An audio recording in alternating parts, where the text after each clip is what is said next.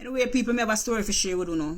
I know one girl will do 2 jobs and she decides that she want to buy a house in Jamaica. So she said she have a cousin down there where she can trust to build the house through because she not go down to Jamaica till a couple years time. The woman work hard in a cold, in a snow.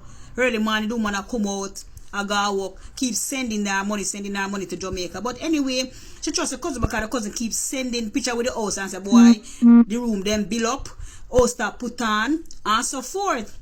So she realized that the cousin asked her for more than the amount of money. So she suspects something.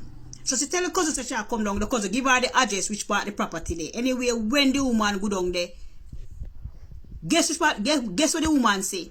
You know want to see what the woman say? Because the woman says she go down to her 6-bedroom house. Look there. Right, they said she carry the woman. Right at that little old board up shop down the shop if you rent out. So she asked the people them fair because the people them said the cousin not they know more. The cousin buy house and gone with her man.